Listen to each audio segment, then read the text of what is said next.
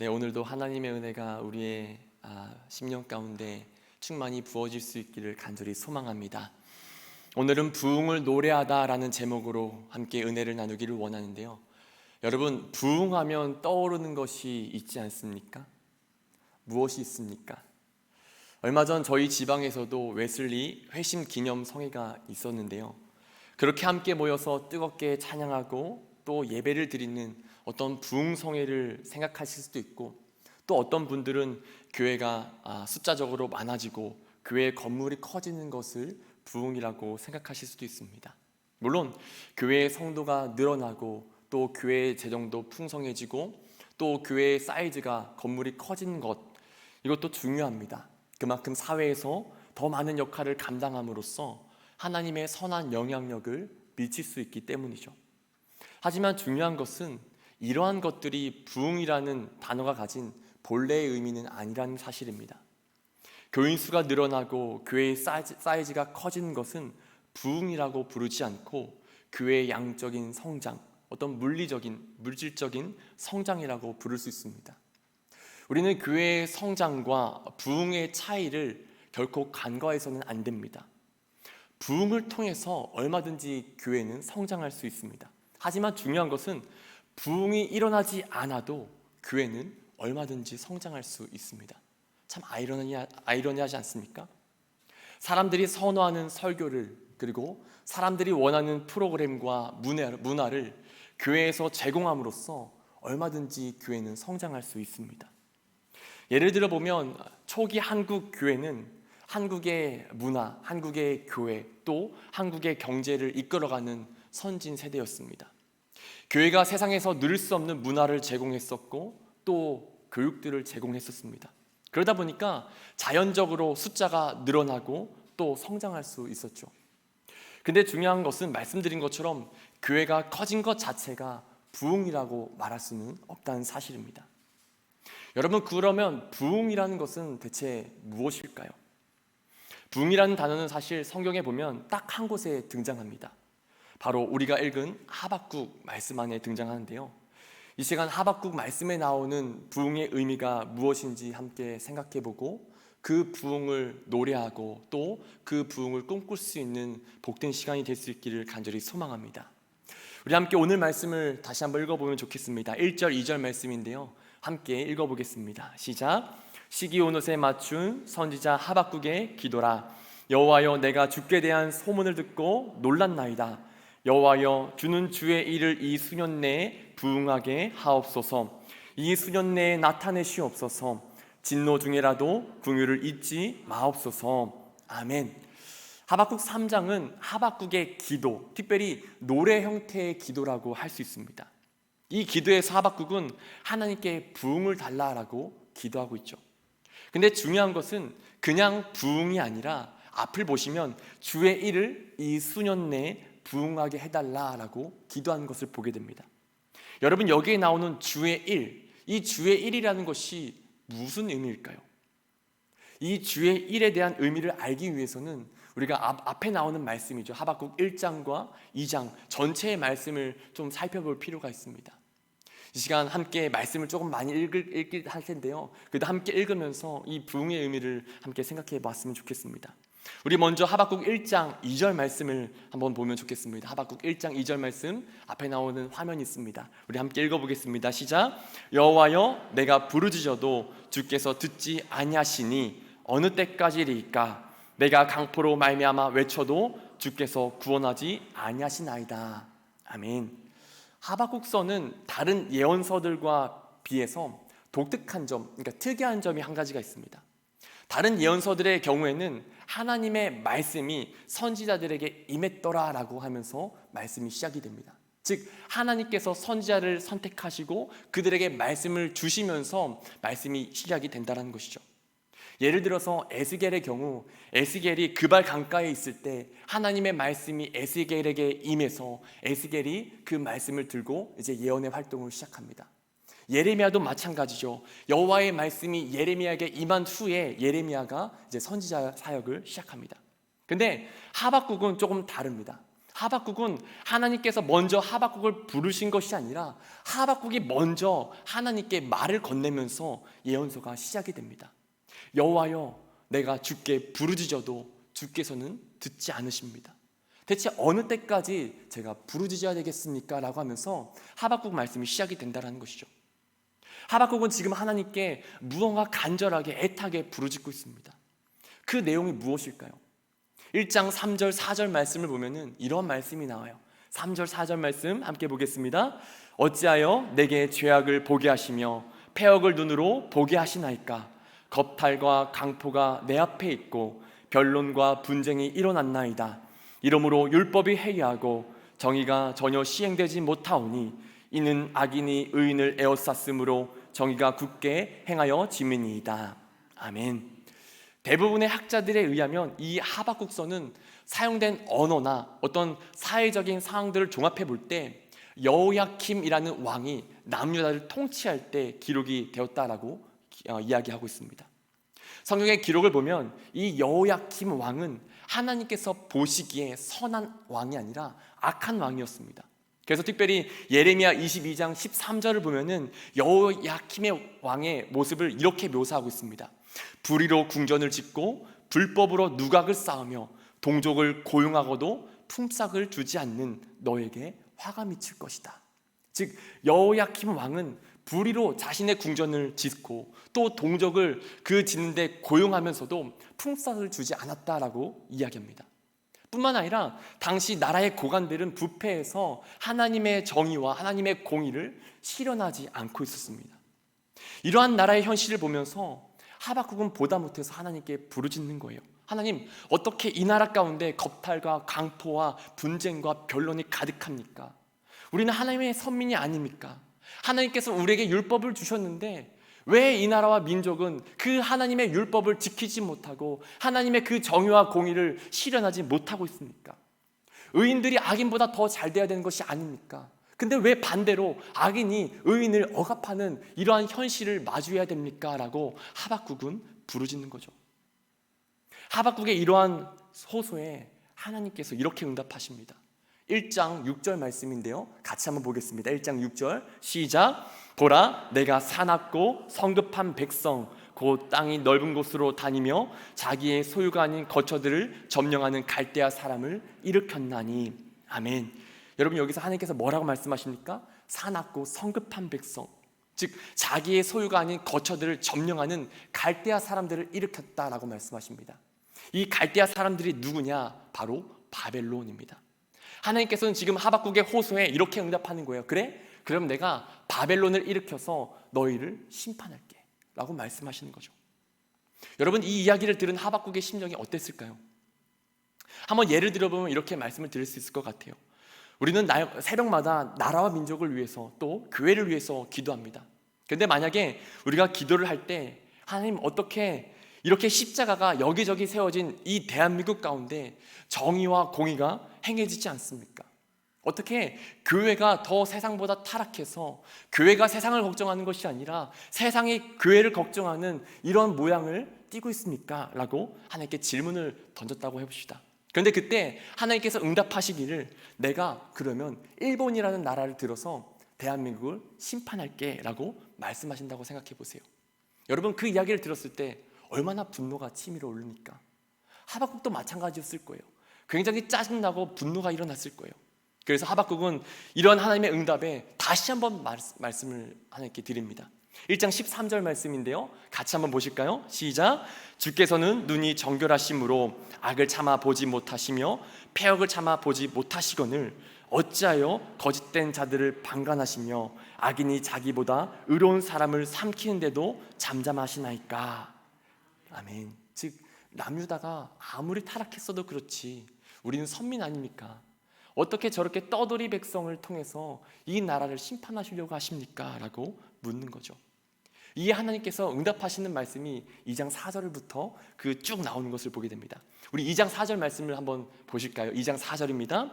시작. 보라, 그의 마음은 교만하여 그 속에 정직하지 못하나 의인은 오직 믿음을 말미암아 살리라. 아멘.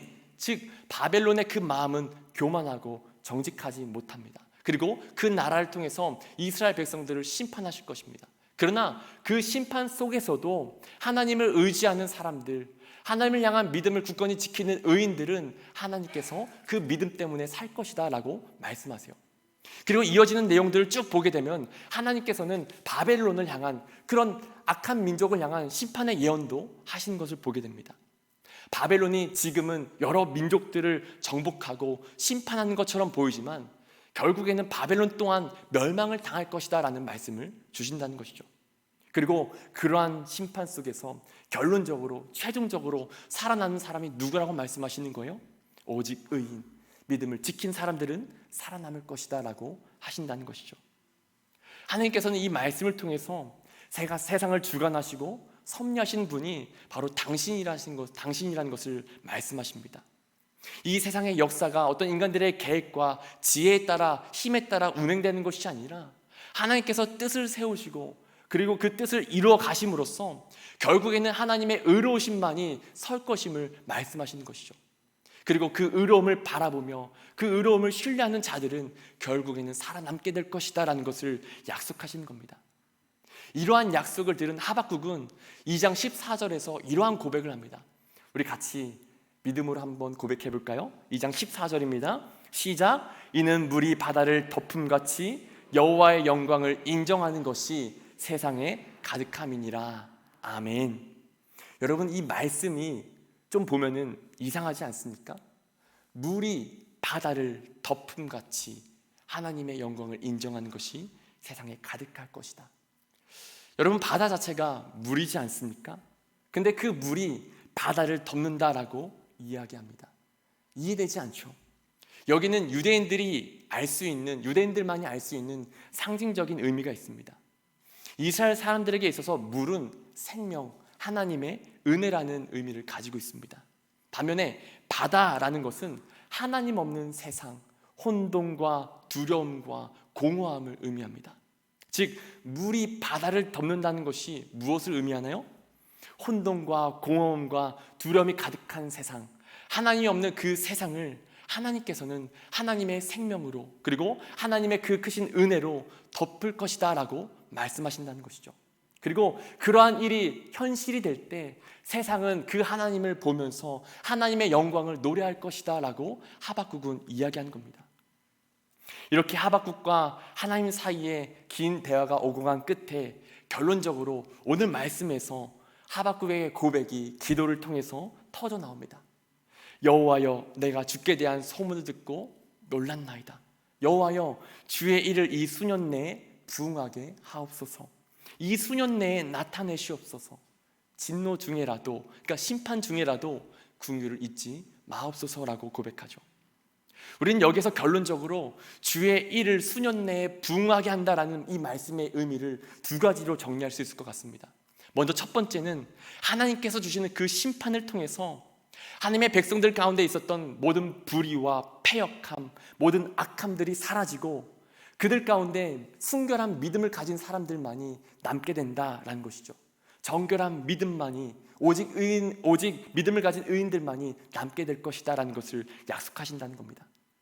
그런가 하면 두 번째는 그 사건을 통하여서 하나님의 생명과 하나님의 은혜가 이 세상을 덮고 있는 모든 불의와 죄악을 덮음으로써 하나님의 영광이 실현될 것이라는 것을 약속하고 있다는 거예요. 그리고 이것이 하나님께서 세우신 계획이라는 것이죠. 하박국은 이것을 노래하는 겁니다. 하나님, 우리가 심판당해도 괜찮으니까, 우리가 멸망당해도 괜찮으니까 주의 일을 부응케 하옵소서. 그래서 하박국은 이러한 부응을 꿈꾸면서 하박국 3장 17절 18절에서 이러한 노래를 합니다. 우리가 잘 아는 가사의 내용이죠. 우리 같이 한번 읽어볼까요? 시작. 비록 무화과 나무가 무성하지 못하며 포도나무에 열매가 없으며 감람나무에 소출이 없으며 밭에 먹을 것이 없으며 우리에게 양이 없으며 외양간에 소가 없을지라도 나는 여호와로 말미암아 즐거워하며 나의 구원의 하나님으로 말미암아 기뻐하리로다. 아멘. 남유다가 심판을 받아서 무화과 나뭇잎이 마르고 포도 열매가 없고 감람나무의 소출이 그치고 우리의 양이 없고 소가 다 빼앗겨도 그럼에도 불구하고 하나님께서 뜻을 세우시고 그 뜻을 이루셔서 하나님의 백성들을 새롭게만 하실 수만 있다면, 그래서 하나님의 그 영광이 드러날 수만 있다면 우리는 그것으로 말미암아 기뻐하겠습니다. 오직 하나님만 의지하고 오직 하나님만 바라볼 수 있다면 우리는 그렇게 되기를 소망합니다라고 지금 하박국은 노래하고 있는 겁니다.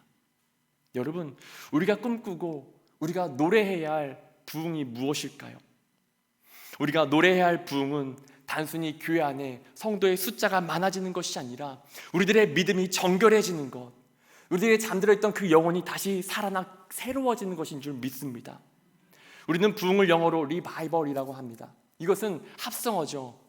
다시라는 단어와 살아나다라는 그 뜻이 합성이 돼서 만들어진 단어입니다. 즉 다시 살아난다는 거예요. 그러니까 부흥이라는 것은 믿지 않았던 자들이 믿게 되는 것이 아니라 믿음을 가졌었지만 하나님의 백성이 되었었지만 어느 순간 그 순수했던 하나님을 향한 믿음을 잃어버리고 세상과 타협하는 그 삶을 살아가는 하나님의 백성이 다시금 정결 같은 믿음을 회복하는 것, 이것이 부흥의 뜻이라는 것입니다. 여러분, 오늘날 우리가 코로나19로 인해서 얼마나 힘든 시간을 보내왔습니까? 이제 거의 어두운 터널의 마지막을 향해 가고 있는 것 같습니다. 교회들도 이제 코로나19가 끝날 것을 기대하면서 여러 가지 계획들을 세우고 또 준비를 해 나아가고 있습니다. 수많은 예배들도 회복하고 또 속회 모임도 회복하려고 하고 식사도 그리고 여러 가지 프로그램도 준비하고 있습니다.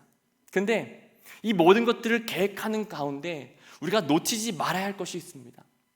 그것의 목적과 그것을 행하는 동기가 무엇인가 하는 겁니다. 단순히 이전에 행했던 것들이기 때문에가 아니라 교회에 더 많은 사람들을 불러 모으기 위해서가 아니라 우리의 믿음이 날마다 새로워지기 위해서, 우리의 영혼이 다시금 하나님만 바라보게 하기 위해서 그러한 것들을 준비하고 기도하며 나아가야 된다는 것이죠. 우리들은 숫자에 굉장히 민감하죠. 얼마나 많이 모였는가, 몇 등 했는가, 얼마나 많은 수입을 가졌는가. 그래서 어떤 책을 보면은 숫자는 어떻게 세상을 지배하는가라는 책까지 나왔습니다. 세상 사람들은 숫자에 민감합니다. 숫자에 지배를 당합니다. 그러나 하나님은 그러하지 않습니다. 하나님은 많은 숫자가 아니라 단 한 사람의 순결한 믿음을 원하시는 줄 믿습니다. 하나님께서는 교회의 숫자가 많아지는 것을 부흥이라고 하시지 않습니다. 단 한 사람이라도 그 영혼이 새롭게 되는 것, 그 믿음이 정결해지는 것을 보시고 그것을 놓고 부흥했다라고 말씀하십니다. 여러분, 저와 여러분들에게 하나님께서 원하시는 이 부흥의 역사가 일어날 수 있기를 간절히 소망합니다. 그러면 여러분, 우리들의 믿음이 어떻게 새로워지고 우리의 영혼이 어떻게 하나님만 의지하고 하나님만 바라볼 수 있을까요? 저는 두 가지를 말씀을 드리고 싶습니다. 먼저 첫 번째는 다시 십자가 위에 계신 예수님을 바라보자라는 겁니다. 십자가 위에 계신 예수님을 바라보자.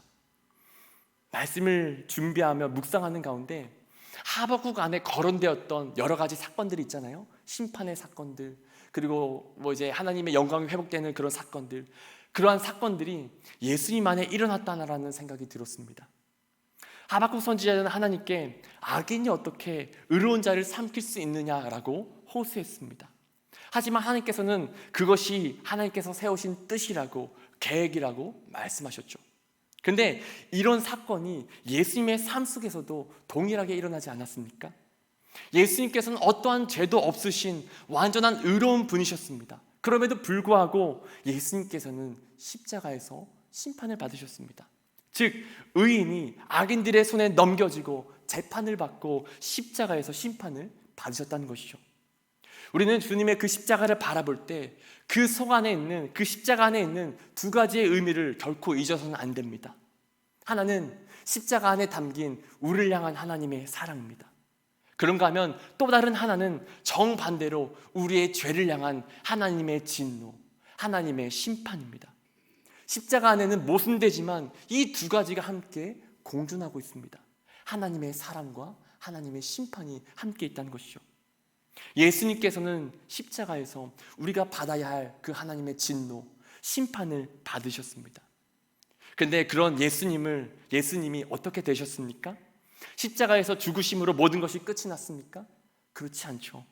예수님께서는 하나님을 향한 믿음을 갖고 계셨습니다.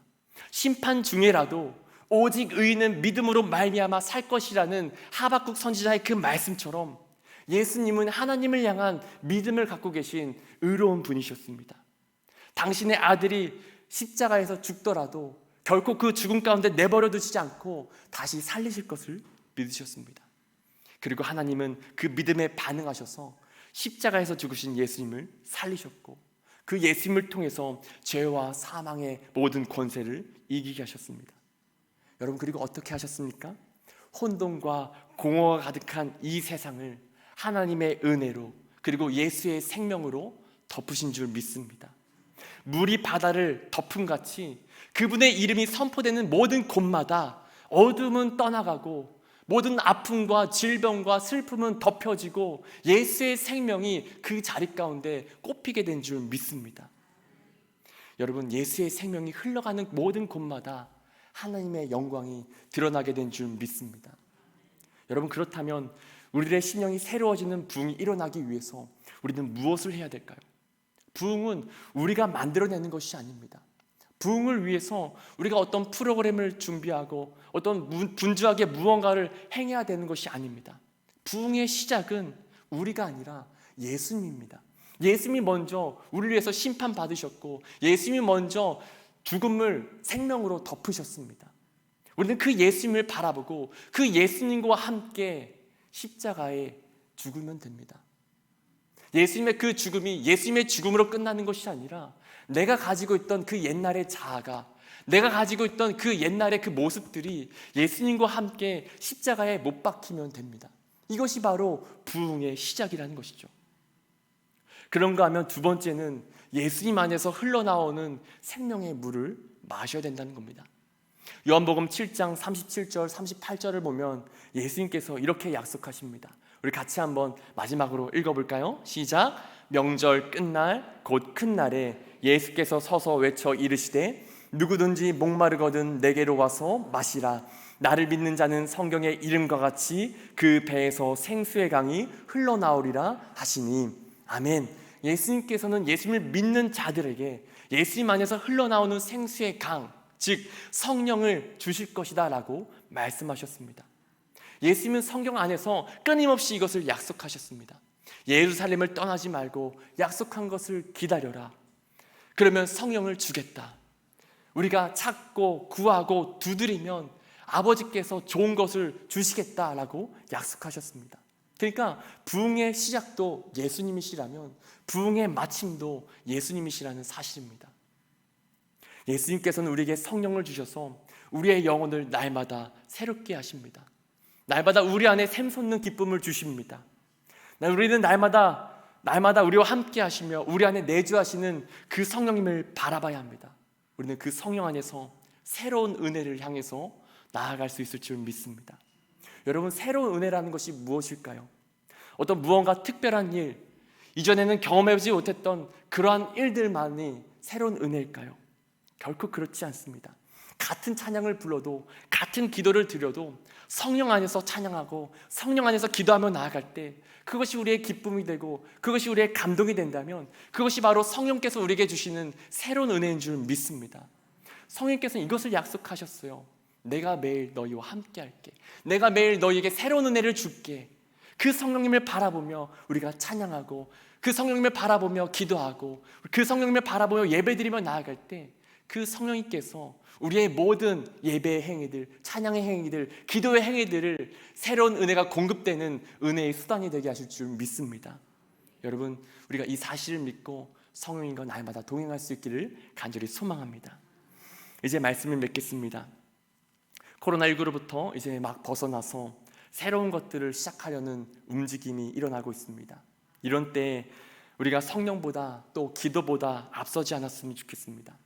우리들의 계획과 뜻을 내려놓고 우리가 바라는 부흥이 아니라 하나님께서 원하시는 부흥, 또 하나님께서 이루시는 부흥의 역사가 우리 안에 그리고 우리 교회 가운데 일어날 수 있었으면 좋겠습니다. 우리의 믿음이 하나님께서 원하시는 그 순결한 믿음으로 날마다 새롭게 되고 또 예수님께서 원하시는 그 복음이 흘러가는 곳마다 하나님의 영광이 드러나는 복된 삶이 될 수 있었으면 좋겠습니다. 그래서 우리도 하박국처럼 무화과 나뭇잎이 마르고 포도 열매가 없어도, 양도 소도 감람나무에 소출이 없어도 하나님 한 분으로 만족할 수 있다고, 하나님 한 분 때문에 기뻐할 수 있다고 고백할 수 있는 복된 저와 여러분들의 삶이 될 수 있기를 주님의 이름으로 간절히 축원합니다. 기도하겠습니다. 하나님 감사합니다. 오늘도 하나님께서 은혜를 허락하여 주셔서 우리를 예배의 자리로 불러주시니 감사합니다. 하나님, 우리가 날마다 예배를 드리며 나아갈 때 드려지는 그 예배들이 형식의 예배가 되지 않길 원합니다. 늘 함께 하시는 그 성령님을 바라보게 하시고 예배의 주인공 되시는 그 하나님을 의지하게 해주셔서 매 순간순간 드리는 그 모든 예배가 새로운 은혜를 공급받을 수 있는, 그래서 우리들의 심령이 날마다 새롭게 되는, 날마다 부흥의 역사를 경험하는 모든 예배들이 되어질 수 있도록 인도하여 주시옵소서. 그렇게 부흥의 역사가 일어날 때 우리의 삶을 통하여 이 나라와 민족 가운데 또 수많은 교회들 가운데 하나님의 영광이 드러나게 하여 주시고 하나님의 뜻을 이루어드리게 부족함이 없는 저희들의 삶과 우리 동두천 교회가 되어질 수 있도록 축복하여 주시옵소서. 이 시간도 주님께 나올 때 감사 예물 드렸습니다.